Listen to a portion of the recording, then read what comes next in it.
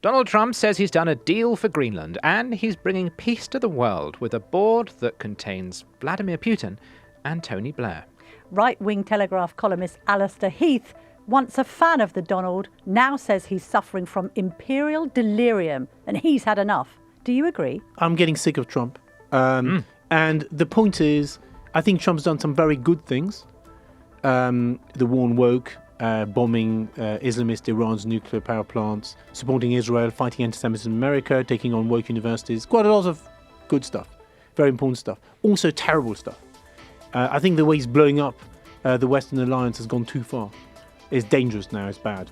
The way he threatened Britain on Saturday was terrible. You just don't go around threatening trade sanctions on your friends. That's wrong. Yes, there's a lot of things wrong in Britain, but you shouldn't go around trying to bully us. Tim, we need to talk about Trump again. We've basically covered the Donald all week, but I think it is merited because he has now come up with his Board of Peace. The Board of Peace. Tim, what's your understanding of the Board of Peace? It's a movable feast, but the idea is it was established to oversee the reconstruction of Gaza.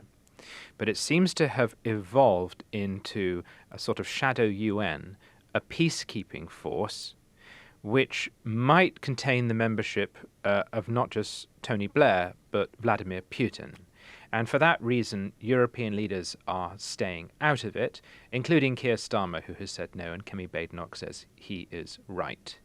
It is a board very much under the thumb of Donald Trump, who can remain chairman of it for as long as he likes, and he can veto any decision he disagrees with. He introduced the Board of Peace by talking at some length about the wars he's started, but also the wars he's ended, some of which, of course, have ended so well that they've already started another one. There was a wonderful moment in the speech when he turned around and looked at all the signers to the document behind him, a mixture of monarchs and alleged war criminals. And Tony Blair. And Tony Blair. Well, no, he's on a board. He's not actually on the Board of Peace. He's on like a subcommittee of the Board of Peace. But Trump looked at all these strange people in their funny hats and said, "I like all of them. Usually 2 or 3 I hate, but I like all of these people." Well, that might be because Keir Starmer wasn't there. Allister Heath joins us on the Daily Tea again to discuss the latest in Trumpland, editor of the Sunday Telegraph. Star columnist, your latest offering, Trump's imperial delirium could trigger a catastrophic chain reaction, is currently going great guns online, and we are going to link that column to our show notes so everyone can enjoy it. That's quite the prediction, Allister. I mean, do you think it is that grave? Because, to be honest, things have changed since Tim and I recorded yesterday's podcast about Trump. He's signed some kind of deal. This was all about the art of the deal, Allister. You're taking him far too literally, too seriously. This is just how he operates. And actually, he's kind of reverse ferreted because he knew that in the end, he couldn't conquer the other Western leaders and get Greenland for himself. Well, I think something has changed dramatically. I think there's a rupture in the world order. In reality, it's just really a recognition that the emperor has no clothes. The so-called liberal international order, which is this weird technocratic word that was concocted a few years ago, that really just meant, Pax Americana after the end of the Cold War, when America was the only hegemon, a period that lasted for probably less than 20 years from the collapse of the Berlin Wall in 1989 to the start of the financial crisis. That Pax Americana is gone. We now live in a multipolar world, and different superpowers are fighting it out. And America, while still extremely powerful, thanks to Silicon Valley in particular, is actually in relative decline, obviously, because in 1990 it was the only superpower. Now there's also China and so on. And America itself, their budget deficit is too large, their current account deficit is too large, and so on. So they've got problems too, big macro problems. So the point is, the world is in a very different place. And Mark Carney made a speech in Davos, which lefty groupies lapped up and said was the best thing they've ever heard for 30 years, which basically was his exposition of 2 things. One, the case for left-wing nationalism, which if you're a left-wing Canadian who's only a Prime Minister of Canada thanks to Donald Trump, makes some sort of sense. And secondly, really, a justification for sucking up to China and Qatar instead of America, which I think is totally wrong. But the point is, this is why I still think the thesis in my piece remains correct.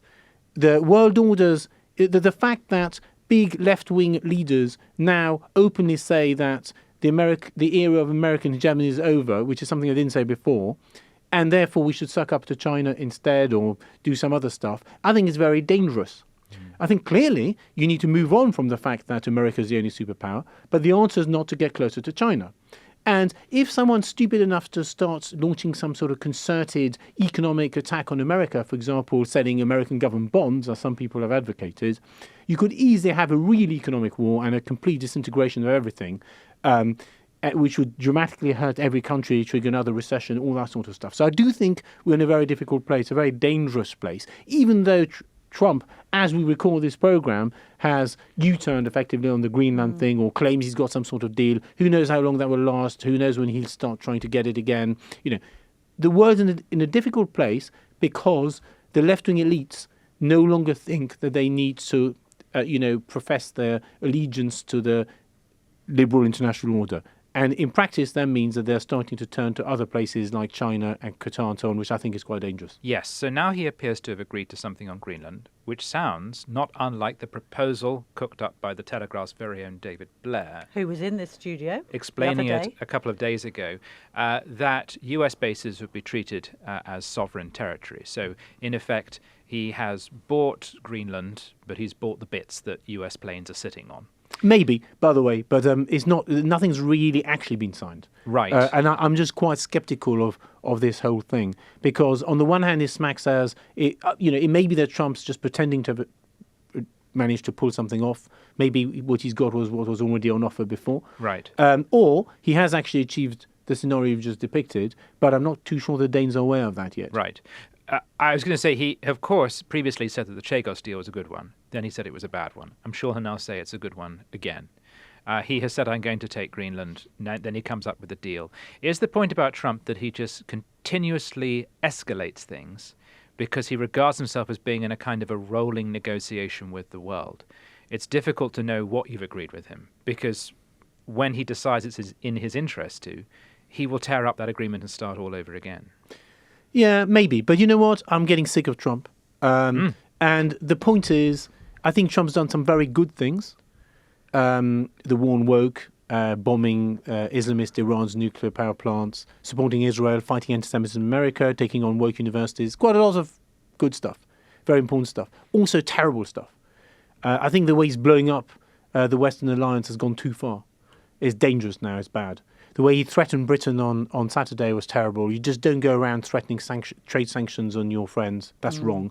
Yes, there's a lot of things wrong in Britain, but you shouldn't go around trying to bully us and threaten sanctions on us. The situation is now so bad that I think no Conservative Party in Europe can now defend Trump anymore. Everyone has to criticize him because there's a clash of nationalisms here, right? You can be America first. That's fine. You can be France first, Britain, whatever. But when America becomes imperialistic and tries to tell everyone else what to do and threaten everyone else and tries to, destroy jobs in Britain or France or whatever, that's a problem. And You Trump can't should be not. British and be America first. That's right. Absurd. That's No. right. It's okay to look. My position is Trump's done some very good things, but he's doing some terrible things too. And and I'm just kind of sick of the whole thing. I think the Greenland thing was just one step too far. Right? Yes. It was quite disgusting. And also and just- constantly yeah. attacking Denmark, and it's wrong. But when you say it's the end of the Pax Americana, isn't that a Trump time-limited period? I mean, presumably worse could still come. J.D. Vance, even more isolationist, could be problematic, but he's more of an intellectual. And he doesn't do this kind of big gambit and then climb down. I mean, there's a reason Trump's been nicknamed Taco. Trump always chickens out. And that does seem to be his approach to everything, right?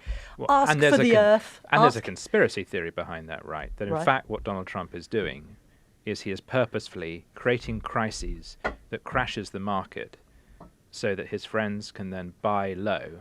And then when he inevitably chickens out, the Yes. market rallies and his friends can then sell high. Yes, this has happened throughout this entire threatened tariff war. Right. That his mates on Wall Street appear to have benefited. And it is the flip of the conspiracy theory that the Democrats in Congress are just doing insider trading all the Okay. time, which is why people who don't have Look, many skills or talents are incredibly rich. I think Trump is a symptom of the end of American hegemony. I think American hegemony ended in about 2008 when Bear Stearns went bust. Suddenly, the whole so-called macro order so around the dollar and the Fed and all that sort of stuff collapsed. That technocratic worldview, the central banker as king, perpetual growth, all that collapsed. At the same time, America's foreign policy post 9/11 in Iraq and Afghanistan was in tatters. Then Obama came along and Biden came along, and they were a disaster. They were incredibly weak. They allowed Russia to spiral out of control. They empowered Iran. American hegemony ended in 2008, not because of Trump. And the next US president may be someone like J.D. Vance or someone like Marco Rubio, or it could be someone like AOC. We don't know. Yes. Right? The whole thing is spiraling out of control. The short period after the Cold War is over, and it's incumbent on European and all Western, any country in the world, to become much stronger, spend a lot much more defense, think about, supply side vulnerabilities, and all that kind of thing. And for example, you see Israel. Israel is now talking to Greece. Israel is talking to India. Countries are diversifying because they know they can't rely on just this one American superpower. Now, the key point here is that this should not be an excuse to go and suck up to China. There is no moral equivalence between even an angry America that's lashing out and China. This is very important. I think Mark Carney has made a terrible mistake here, and I fear that a lot of others are going to make the same mistake. You can still be Western and pro-liberty and pro-democracy, even in an era, a post-American era. So take a stand against Trump, and we'll discuss that because we've had Mark Rutte make the point, you said that we wouldn't support America if America came under attack. Can I please remind you of the NATO troops that were killed in Afghanistan defending Bush's mission, etc., etc. We get all that. I think that exchange gets to the heart of why I'm cynical about much of this, because those NATO countries shouldn't have been involved in Afghanistan. I know, but they were led by the nose by America, and there is Rutte supposedly standing up for the West, and what he's actually saying to the emperor is, we would die for you.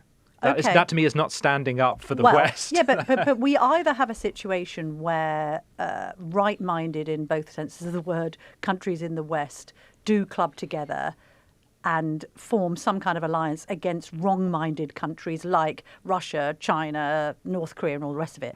But the other thing that's happened is, of course, this European rejection of the Board of Peace, which I suppose is a way of standing up to Trump. Except Orban. Except Orban. Viktor Orban was one of the signatories of the Board of Peace. So that's why I tear my hair out. I'm tearing what's left of my hair, and there's basically none of it left. But I'm tearing it out because, again, I think Trump is messing up a golden opportunity here. Yes, the UN is a rotten system. The post-1945 order is obviously dead, right? Because you can't freeze the world in 1945. And he's right. So what he's trying to do here, he's trying to set up an alternative UN. That's clearly what's going on. But as usual, it's all Trump-esque. And it's some weird mix of, East India Company and kind of some Trump-related project and this and that and the other, and it mixes everything up. And it's not going to work in the sense that it's not going to become a sustainable alternative to the UN. And it's a tragedy because you need a sustainable alternative to the UN. I think you need to rebuild the international order. Right, the old order is dying. People are clinging on to certain elements of it, like the entire UN infrastructure. Right, it's a complete farce. People are clinging on to it. We need an alliance of democracies. I don't know what we need exactly. I would suggest an alliance of international democracies from all over the world that cooperate on certain things and that push certain broadly defined common goals, like freedom of the seas, free trade, respect for private property, respect for independence, those sorts of broad issues. Led by whom, though? Because traditionally, what's happened here, and you made this point earlier in the week, excuse my French, the Pax Americana and the special relationship works really well until the US president turns out to be a dick. You literally said that Not to on me. air. Well, I know, but let's just say it like that. Because what's happened here is, as you say, we all had mixed feelings about this guy anyway, but compared to the alternative, which was a demented Biden or an underqualified Harris, okay, here he goes. It all works perfectly well if maybe I'm being far too pro-blighty here, and maybe I'm being nostalgic, by the way. Maybe I've got Thatcher and Reagan in my mind or whatever, even Blair and Bush. But surely this only really works, let's set up an alternative UN, if you have a US president that isn't being difficult and egotistical and maniacal, and you have a UK Prime Minister who's actually in the room. So why is the Western world flailing about? Because those two positions are occupied by people who, for different reasons, aren't fit for the role. Allister. Yes. But I mean, first of all, the fact that I'm becoming quite critical of Trump doesn't mean that I'm somehow pro-Democrat or something in America. I think Biden was a catastrophe, a calamity, and I think Obama was a terrible, terrible president. So it's just reality. That's the reality on that front. I think if you're an alternative UN, right, that's different from being an alternative alliance of middle-ranked democracies, for example. So an alternative UN, you do need to invite all the despots and the nutters, which I suppose is what Trump's trying to do. But I just don't think his project's going to work. It's not a real project. It's too much about him. Yes. It's too much about ego. It's some sort of semi-privatized corporatist UN, you know? Well, it's not going to work. In which, by the way, he is the chairman of the board and he gets to choose his successor. To be fair to him, we should say the Board of Peace is actually there to manage the situation in Gaza. Well, it started off like that. Right. I'm not sure. I think the Board of Peace becomes an umbrella organization with these subcommittees allocated different countries. Yeah. So, for example, you one of them's for Gaza, one's Venezuela, you know, that sort of thing. Oh, Maybe Iran, if there's regime change in Iran. Also, In he's charging principle, $1 billion per country to join. Okay, there's right? a hefty entrance fee, and you Yeah. probably get stamped on your hand as you go in, yeah. so you can always come back later. But to be fair, he has got Middle Eastern countries that might not otherwise have invested in this to get involved. And that is the point of the board. That's the immediate point of the Board of the Peace. And I think we should also think about what would have happened if Kamala Harris had won. Would the world order be in a better place It would be right now? catastrophe had she won. It would be just as much a disaster course. plus woke. Yes, it would have been So- catastrophe, yes. No, I mean, she was surrounded by anti-Western zealots and fanatics, and one of the issues I care about is Israel, and that would have been a catastrophe. Iran, an utter catastrophe. I think Trump did an incredibly good thing for humanity when he bombed Iran's nuclear sites, and I'm looking forward to whether he's going to do something in the next few weeks, again, when it comes to Iran, right? So Trump is not all bad, that's not what I'm saying, but I think he's behaved abominably on a number of issues, and I think he's this will be the moment to reconstruct the global architecture. And he's failing because his ego is so crazy that he's now trying to do this Board of Peace thing. But if Tony Benn were alive today and in the room, he would say what you're arguing for is what the left has been trying to build since the Second World War, which is a multilateral world system where every country has an equal weighted seat at the table, and that it's actually right-wingers like us who've consistently blown that up by insisting on the right to go our own way and say Iraq or Afghanistan or tell poor countries what to do. I'm not quite making that argument. Is it our fault that the UN hasn't worked because we've just not taken the idea of poorer countries having an equal say seriously? No. I think the UN can't work because not every country has the same values. I think the fundamental error that Westerners, even me in the past, have made is to believe that everyone aspires to the same thing. That was one of the gigantic intellectual errors that was made after the collapse of the Soviet Union. Yes. I made that error. I thought that bringing China into the WTO and all that sort of stuff would lead China to become not just rich, which is indeed that worked, but also more Western, more democratic, more liberal, all that kind of stuff. Less communist. Exactly. That has failed disastrously. And as we saw with Hamas, as we see with many countries, not everyone wants the same thing. I think it's a terrible error. And Trump sometimes makes that error. He'll say stuff like, everyone wants the same thing. We all want peace and stuff. No, not everyone wants peace. Not everybody wants a particular conception of democracy. There's more than one conception of democracy anyway. So I think the UN will always be divided. What I'm advocating is, let's be realistic. There's going to be several superpowers. These superpowers are going to do anything they want. Nothing we can do about it. However, there should be some sort of countervailing force, maybe some sort of loose alliance of middle-ranking countries that can agree with each other. There might be two alliances, right? One for the pro-Western people, one for the not pro-Western people. But as an anti-status quoist, in a way, as Trump channels his inner Francis Rossi or anti-Francis Rossi, maybe it's a good thing, although the way he's gone about it is extremist and, as you say, you called it disgusting. Maybe the sort of shaking of the global tree when it comes to actually reevaluating the world order has ultimately been a good thing, Allister. Well, clearly the status quo has to change, but I just think there would have been a great opportunity for a slightly more constructive approach, shall we say. I think, I disliked Mark Carney's intervention at Davos because of its extreme hypocrisy and also because of the way he totally distorted, in quite a shocking way, what Václav Havel said, to effectively, to justify Canada sucking up to a communist China. I didn't particularly like that. But the point is, Carney, nevertheless, his analysis is still very interesting and worth reading. And we are at a moment of rupture, as Carney says. But I'm concerned that we don't have the right leadership in America to try and make the most of this moment. What about leadership here? So speaking of sucking up to China, the super embassy on the Royal Mint site, as we know, we've discussed it at length on this podcast, has been green-lighted by Keir Starmer ahead of a visit to Beijing next week and Japan.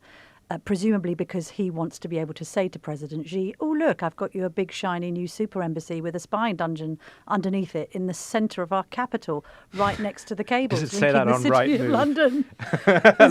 Along with the other specs. Ta-da! Ground rent, yes. 2 bathrooms, spying dungeon. Spy dungeon. Well air-conditioned. See Telegraph for blueprint. It's very well air-conditioned. Floor plans, courtesy of the Telegraph. I can only assume they're doing a lot of laundry in the basement because there's such a lot of air conditioning. Can we just have a discussion? Because I heard some lefties on the radio this morning saying it was great that Starmer wasn't at Davos.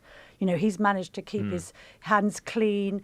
And I just thought, well, no, hang on. A better politician would have gone to Davos very visibly, had behind closed doors bilaterals leaked out and claimed total credit for the Greenland climb down. Starmer doesn't have the intelligence. I didn't agree with Mark Carney, a lot of what he said, but there's no denying his intellectual power. Keir Starmer cannot deliver that kind of public speech.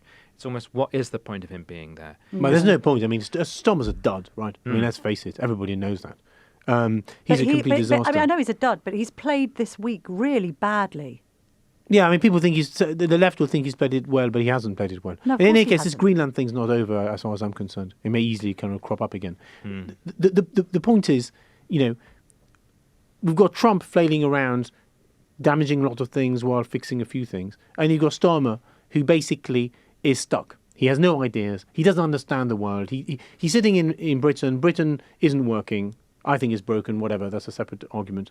There's not enough economic growth. He doesn't know how to get economic growth. So what does he do? He sucks up to the Chinese. He sucks up to the EU. He sucks up to random people. What you need is a drastic change in domestic UK policy in a whole range of areas, including energy. Trump is right on that. To reboot the UK economy, right? That is a very important thing now, not just for living standards in Britain, which is the core reason, but also for reasons of geopolitics. No one is going to treat Britain well if we are so poor and so weak. No. Are we going to see some kind of Chagos U-turn, Tim? Probably. I'm confused Everything as to else. where we are on Chagos. Yeah. The US president liked it. Now he hates it, possibly because he's being G'd up by Nigel Farage on the issue. And now where are we? Yes. I did LBC last night and I was sitting in the green room waiting and I could see Ian Dale taking a call from someone who was sort of saying, well, I think what Trump's doing is this. And as I said to the producer, no one right now knows what Trump is doing. Not even Trump. Including Donald Trump. So the last person in the world who can tell you what Trump is doing is John from Barnstable. We love John from Barnstable. But Lovely yes, man, I'm sure, point. but trust me, he does not know what's going through Trump's head. If you're enjoying our journalism, why not sign up to From the Editor, our free email newsletter? Start your day with the latest news and opinion, plus our bite-sized puzzles. Scan the QR code to sign up free today.